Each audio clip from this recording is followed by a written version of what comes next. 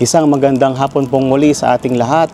Ako po si Kuya Jack at welcome po sa aking channel, Pakner 2.0.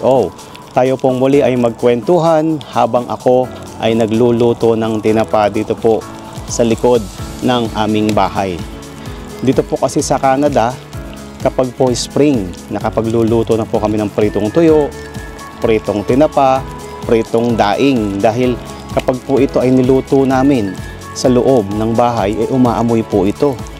Umaamoy sa buong bahay, pati po yung mga damit namin ay nag-aamoy pritong tinapa na, pritong daing at pritong tuyo. Napakasarap po ng tinapa.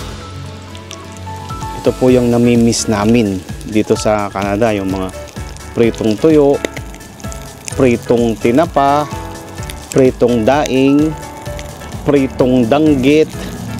Yan po, napakasarap po niyan. Saka po yung burong isda, burong hipon.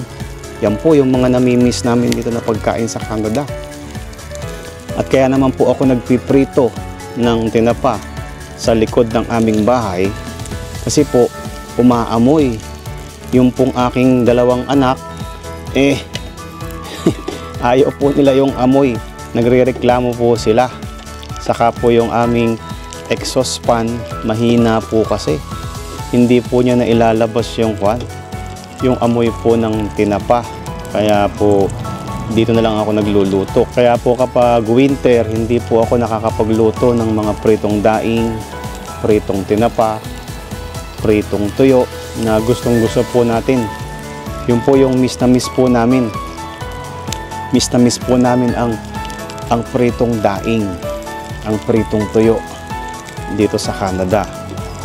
Kaya po kapag may mga nagbibigay sa amin ng mga tuyo, ay tuwan-tuwa po kami. Kaya salamat po sa mga nagbibigay sa amin ng mga tuyo at daing. At minsan po may mga galing ng Pilipinas na nagpapasalubong po ng tuyo at daing.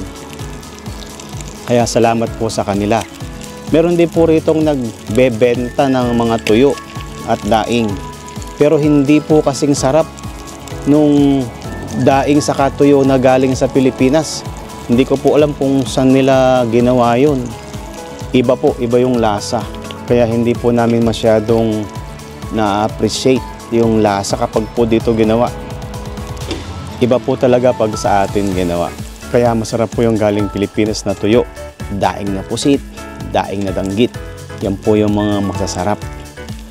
Kaya yun po yung namimiss namin dito sa Canada.